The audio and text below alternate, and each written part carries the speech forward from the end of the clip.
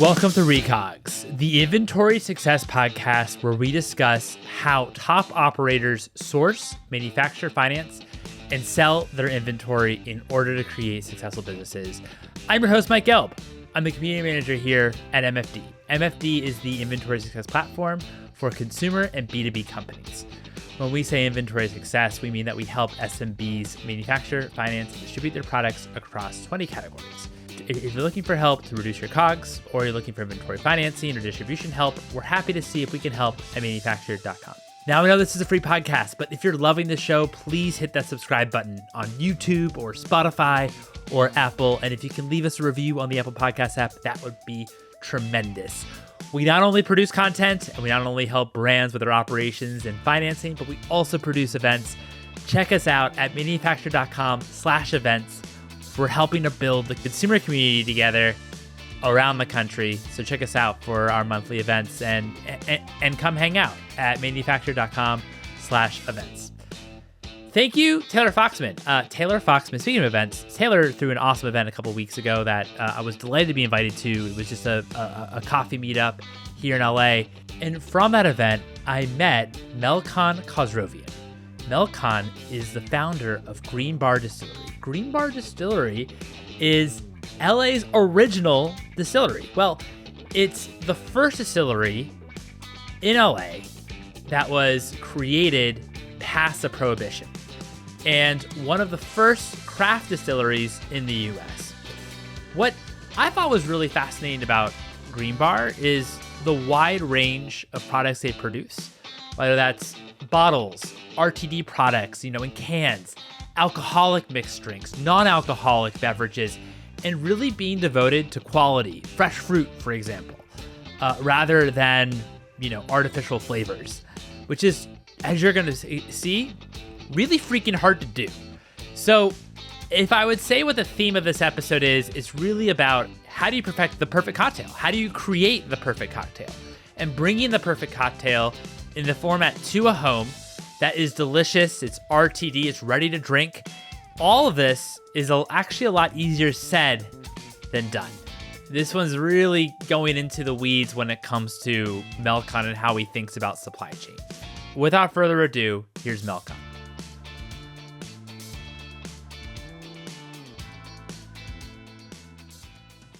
Melkon, it was so great meeting you a couple weeks ago. How are you doing?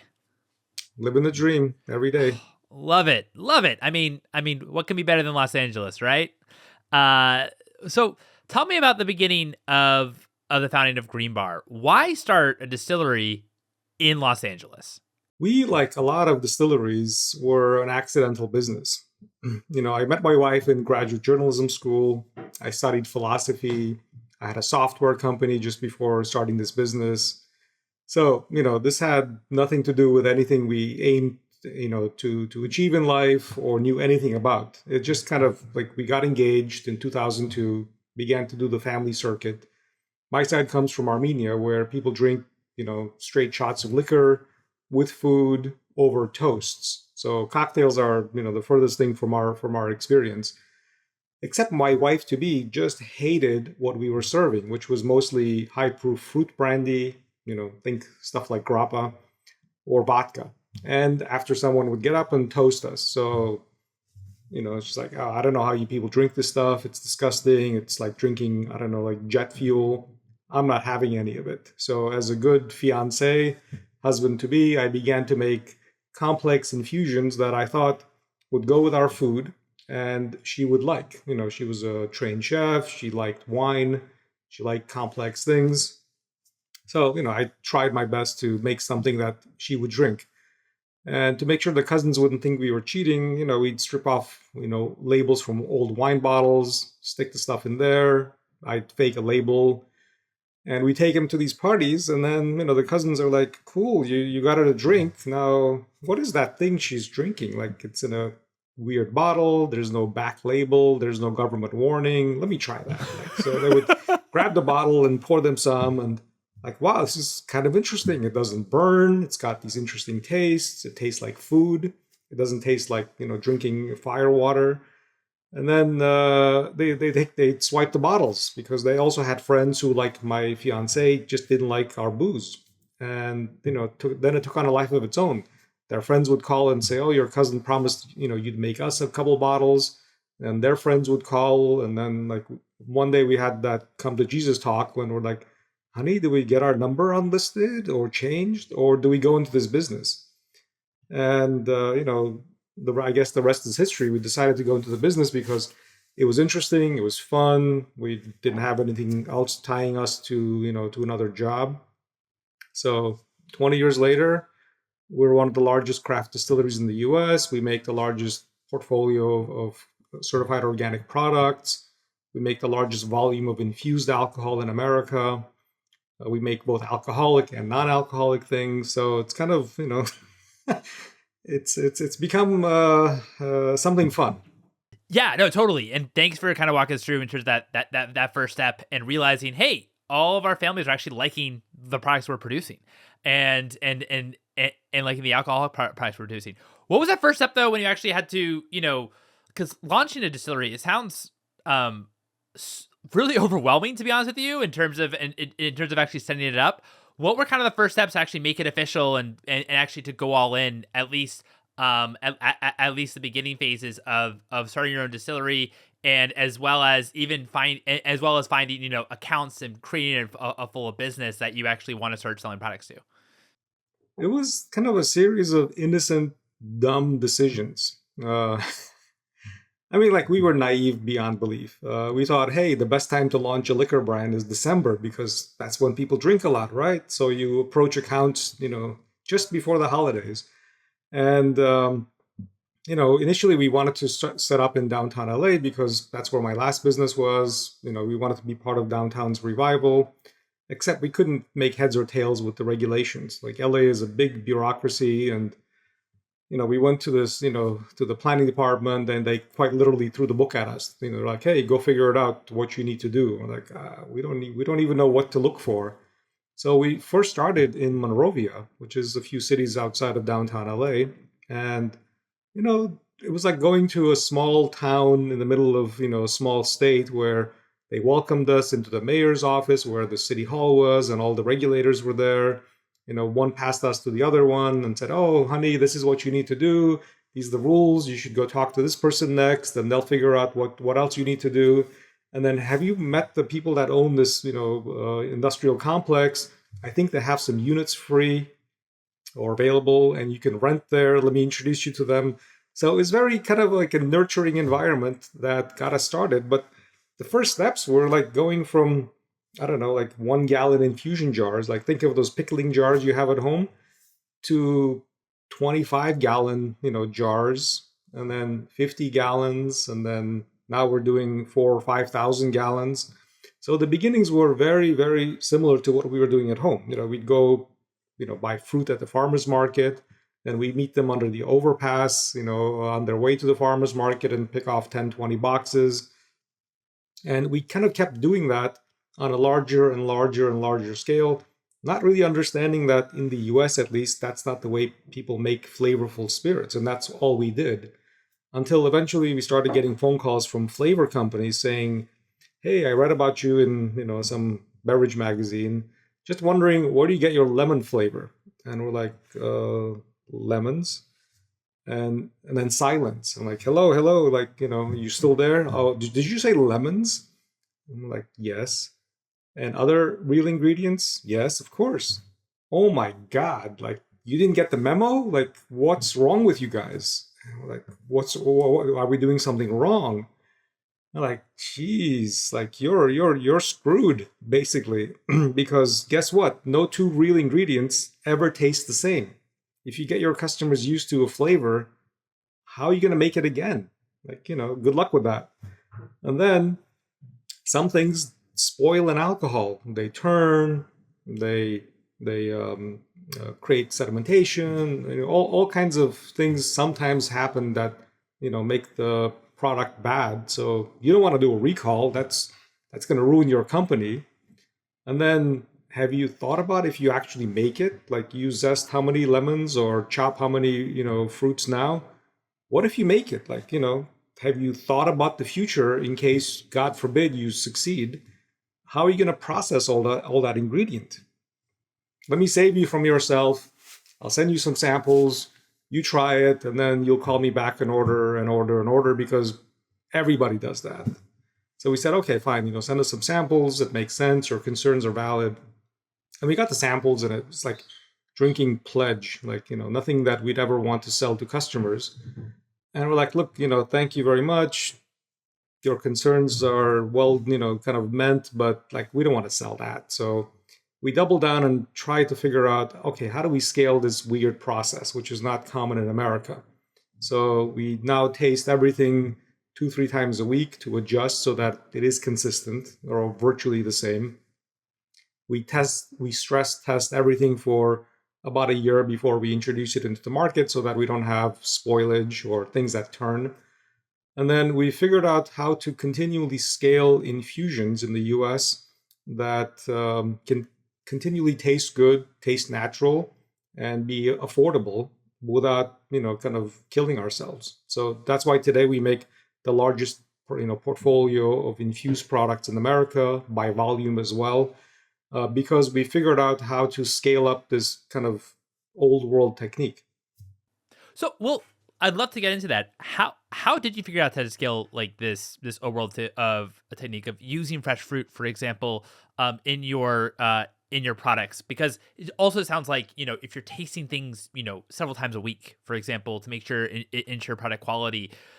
Just walk me through, how does that actually scale? As you're going from, because I think that this is what's hard, right? Because you have, craft distilleries and producing, incredible products.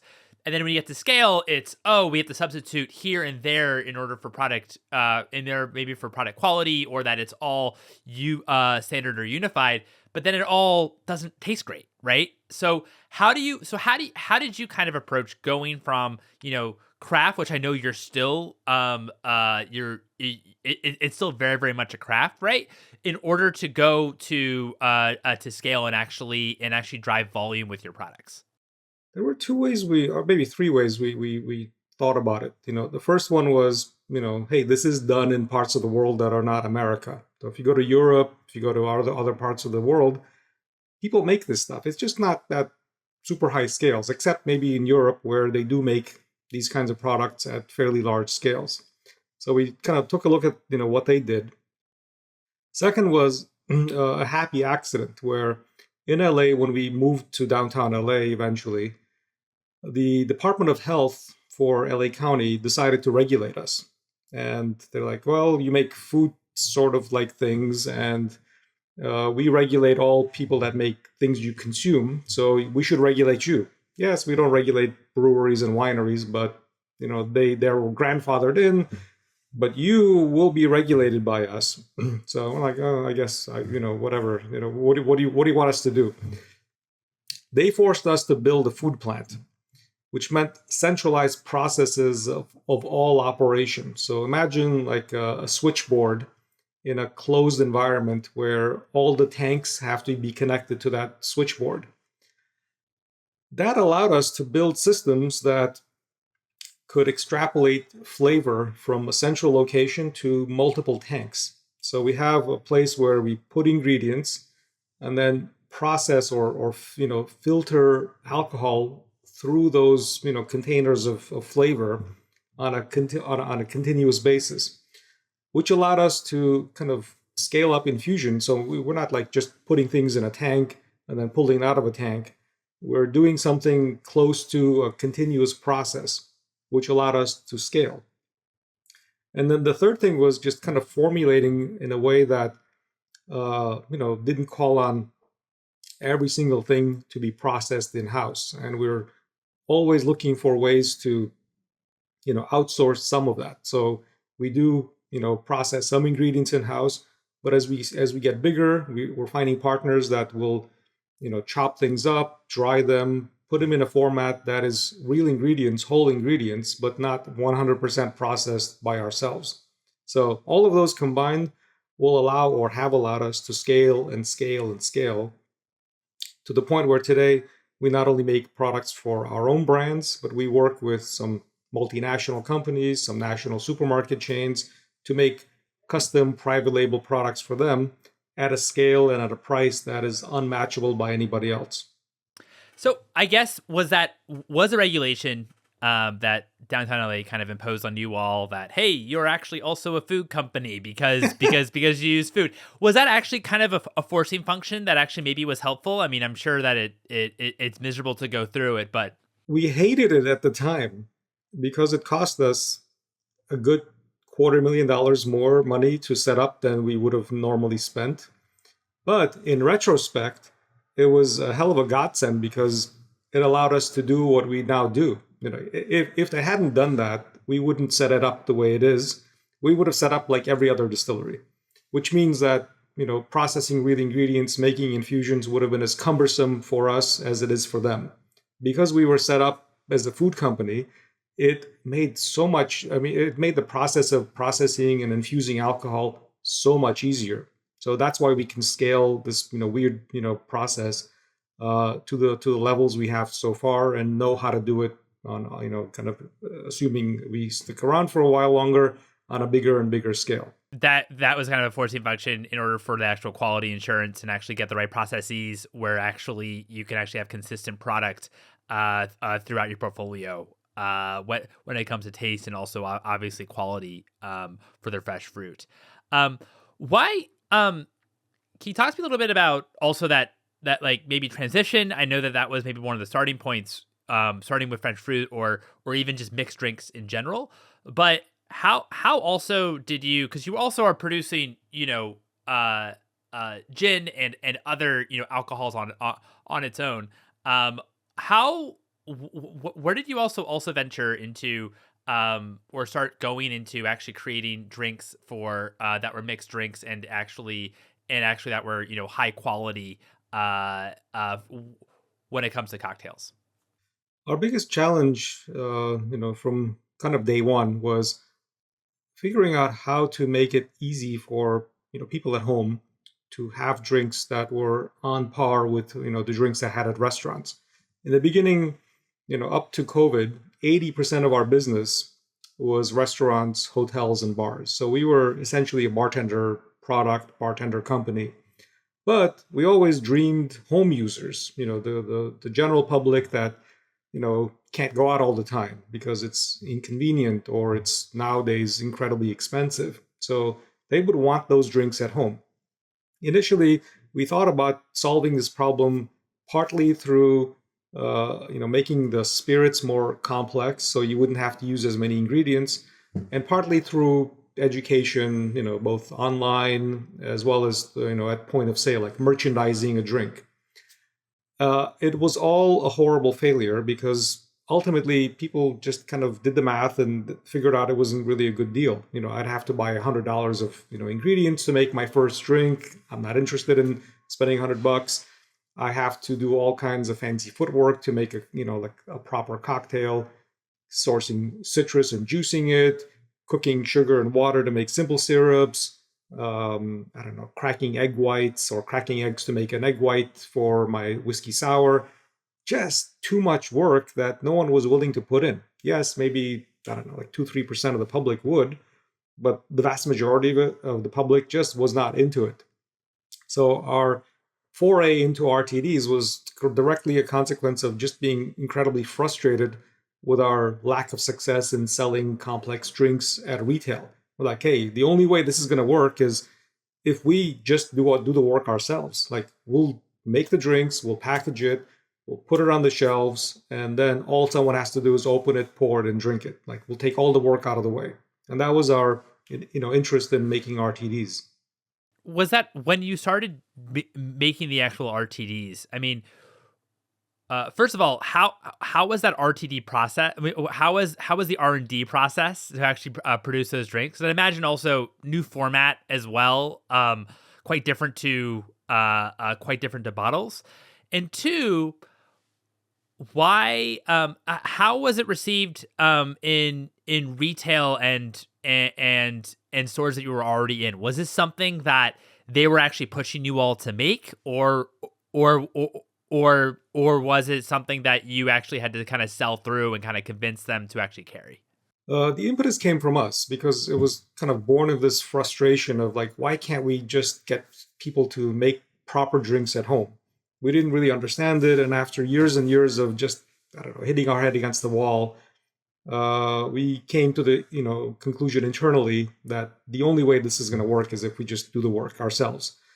The R&D was interesting because our foray into RTDs was cans, not bottles. And our initial lineup was a trio of spritz cocktails. We made a hibiscus spritz, an orange spritz, and a ginger spritz.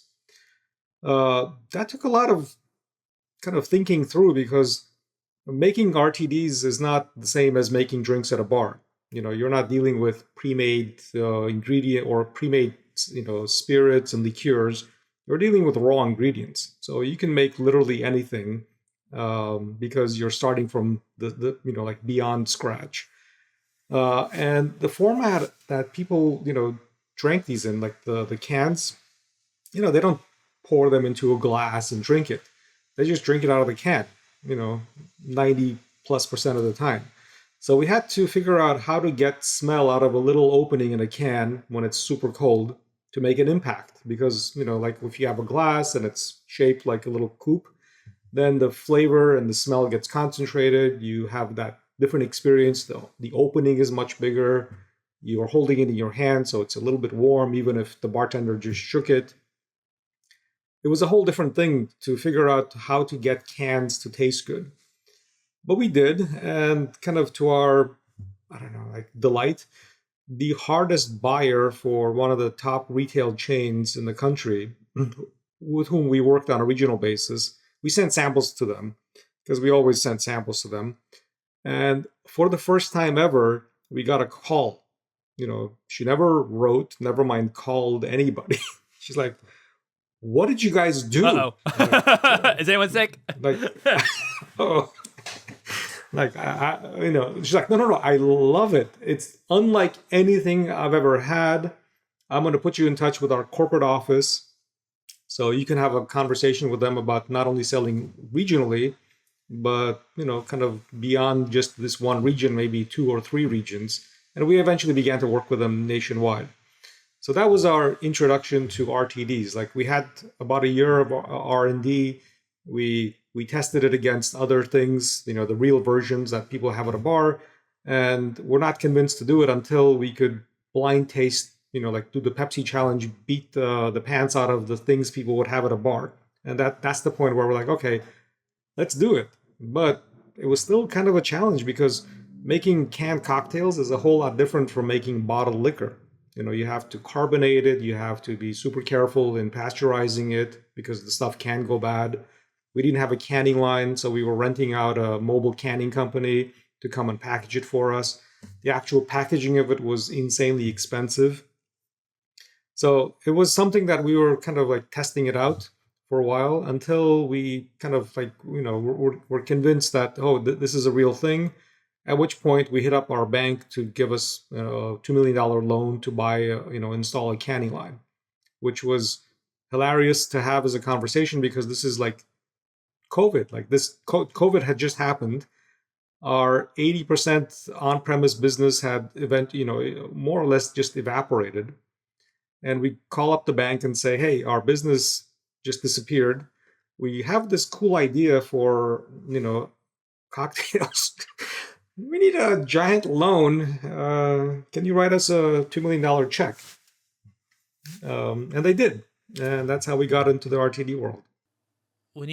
When you first of all had that feedback on samples and then you wanted to dive fully into RTD, why did it always make sense to you to actually produce your own canning line rather than partner with other it seems like in all of your story that the supply chain was always owned by you, right? It wasn't really, maybe you also have partners when it comes to excess capacity, but you build a distillery, and then also now you built a can line yourself. Why did it make sense to build like the can line yourself instead of to actually use maybe a third party to actually do the canning for you? We actually looked into it. I mean, that's a good point. Like, Right. why the hell spend the money? This doesn't feel like like something that can't be done by someone else. Except the liquid can't be made at these plants. If you go to any of these third-party canning companies or bottling companies for that matter, these kind of like private label jobs, all they do is get flavor from a third party, get alcohol from a third party, get sugar from a third party, combine them, bubble it up, and can it. And they refuse to do what we do to flavor things with food. So it was never going to taste good. So we did it ourselves because that vertical integration was essential for quality. Otherwise, it would just taste like everything else everyone makes already. And being the size we are, needing to charge the prices we needed to charge, there was no way to deliver any quality for having it outsourced. When you're using fresh fruit, I guess in canned products or just in all products, does that make the shelf life a lot, a lot smaller in terms of or the expiration dates? We've learned to manage it. I mean, we didn't really understand it at the beginning, but we've learned a couple of things. One, how to manage shelf life issues. I mean, there is a shelf life, roughly 1 to 2 years, when it's really good. But to get to that level, we had to bring in people from the beer industry to help us with production because the levels of oxygen that you are allowed to have in these kinds of products before things will turn is incredibly low, just like in beer. And as we get into lower ABV and then non-alcoholic things, we needed to pasteurize them. So the technology to pasteurize and have high levels of carbonation just didn't exist at third-party plants. Like, they'll pasteurize by sending cans into a tunnel that heats them. But if they're super carbonated, they'll just explode. So we had to bring in a different way of pasteurization so that we could pasteurize the liquid before we canned it. So we could, can it at very high levels of carbonation to allow for a different experience than at low levels of carbonation, where it's just not as exciting for us. Got it. How as well did you venture into? I know that now you also ventured into non-alcoholic RTD products.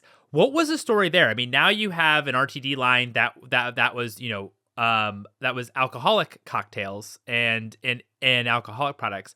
Why also introduce and why also introduce non-alcoholic products when the alcohol products instead of maybe double downing on the alcoholic products, why also induce even more complexity into introducing more products on the non-alcoholic side?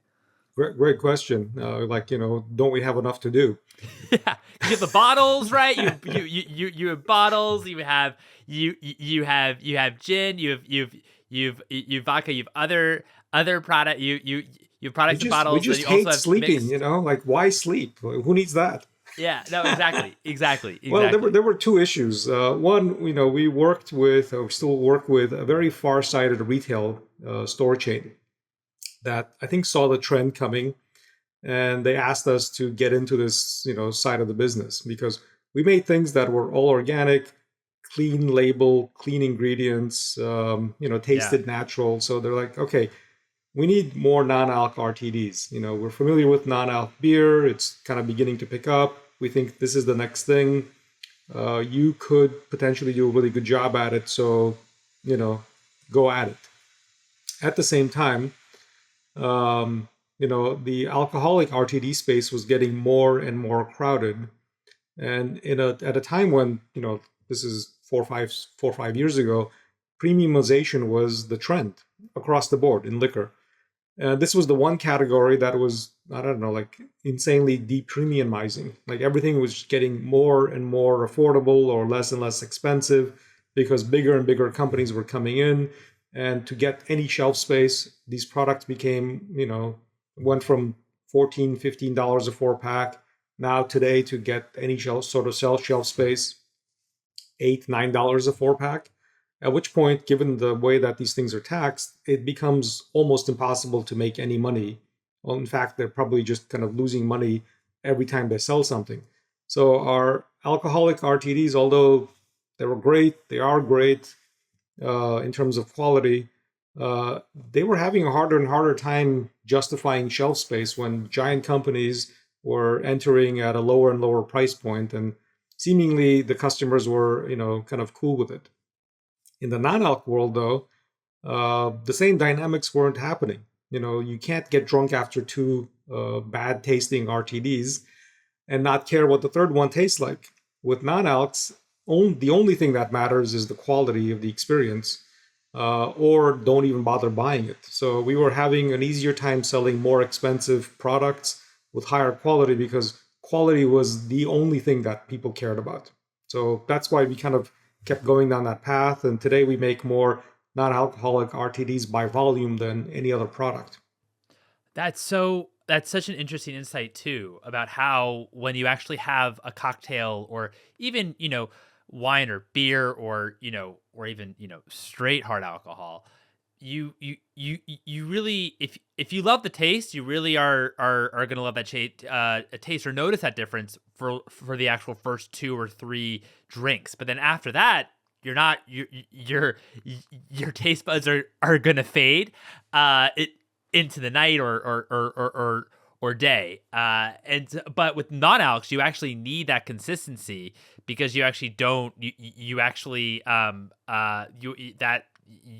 you will know the taste. It's not going to affect your body. You will kind of know the taste throughout. So you need that consistency when it comes to the actual taste itself. So I guess when you started producing non-alc, and you kind of had this insight, what was I guess your method to retail, or also grocery, I guess partnering with that retailer, how did it first perform? It was a bit of a challenge because people didn't know about it. So it took a lot of promotion on their end. They kept promoting it during Dry January, doing merchandising that was pretty visible. And after a couple of years, it began to be noticed. We supported it with a lot of demos, which was, thankfully easy to do because it was non-alcoholic. You didn't have to get special licensing for it, and anyone could try it at any time of the day. And soon, that began to catch on and began to, form a category. So now that retailer and more retailers are finding it almost impossible to ignore the category. For a long time, people were thinking, oh, it's a fad, it's going to come and go, or, it's niche, certain people like it, not a lot, but, like every year we do this, it keeps getting bigger. And all the people that were sitting on a fence are now getting off the fence and picking partners that they want to work with. Do you feel just because the actual product quality itself that you all do that there is like real IP or an edge compared to competitors that it's really hard for them to actually create a quality product like yours? It's again kind of going back to that vertical integration. Almost everybody else in the space makes their product through a third party. And third parties, they're good at some things. Like they're good at scale, they're good at speed, they're good at cost, I suppose. What they're not good at is making things that have real ingredients involved. So virtually everything that is in the space beyond us. I mean, I don't want to like, so it's us. But the reality is everything goes through a third party canning company, and everything comes out tasting similar because they're all getting their differentiator, like the flavor, from the same 2-3 providers. So the labels look different, the marketing messages might be different, some of them include kind of some functional elements, but they all taste very, very similar and not very premium because they're kind of like, I don't know, like think of any soda, they just kind of masquerade as cocktails. Sometimes they include a couple of bitter things, but there's no depth, there's no complexity in those products at the same level as us because we do the hard work. We process real ingredients. We go through the steps to make basically the same as an alcoholic product. To give you an example, one of our most popular products is our non-alcoholic gin and tonic. How do we make it? Well, first step is making gin. Second step is taking that gin, putting it back in our still, and boiling out the alcohol. So we end up with essentially a non-alcoholic gin that tastes incredibly similar to gin because it is gin. It's not pretend gin. It's not sort of kind of gin. It's gin. It's gin that people recognize. And then we make a tonic, combine the two, bubble it up, and put it in a can. You can't get a bottling company or a canning company to do that. They don't make gin. They don't have stills. They don't have real ingredients to deal with. They'll go out and buy gin flavor from somebody, tonic flavor from somebody, and that's what your gin and non-alc gin and tonic will be like, because it's not based on an actual product. It's just kind of, a bunch of flavors. How also, like, because the products you sell are such premium products, how then do you also think about pricing? On one hand, I'd imagine you also are saving in, because when I think about product quality, part of what I think of, and I'm going to sound like a big co, but what I think of is, oh my gosh, that's going to impact your margins as well, right? Because it's going to become a lot more costs to actually produce, whether for using real ingredients, real fruits, even that process you were talking about of actually producing gin and then also creating and also pulling the alcohol out of it and actually creating a non-alcoholic gin and tonic. But how do you think about pricing? I mean, on the other hand, you are vertically integrated, so I'd imagine that that you are saving some margin there. You weren't using you weren't using a third party. But how do you think about margin, and as well as what your actual pricing should be compared to others in the space? That's a hell of a question. Yeah. So I guess a two-part answer. Internally, we have to make enough money to be viable. Like, we can't sell at a loss because we don't have a rich uncle funding all this stuff. It's just cash flow. At the same time, kind of like thinking about it as a big co. Like, hey, is this viable? Do I have to live with I don't know, cheap stuff because that's the only reality that there exists? Kind of not, because the biggest cost barrier for us compared to most products in our space is our path to market. Like, we go to market through fine wine wholesalers for the most part. Some of them are not, they're maybe slightly bigger liquor wholesalers, but there's a definite margin structure to liquor and wine wholesalers versus food wholesalers, let's say, or other more efficient wholesalers. We sell everything through the same partners, so we don't differentiate or segregate these products from anyone else. But if you're a big co and thinking about, oh my God, can real ingredients fly? Yeah, if you put them through your efficient as hell distribution channels, they can fly, and you can make decent margins and not cheat people out of real flavor and real experience. The path to quality isn't necessarily hampered by the use of real ingredients. It's a little bit. I'll give you an example. Our UNS line, like our UN Gin and Tonic, UN Rum and Cola, and UN Spritz, retails for roughly $14 to $15 a 4-pack.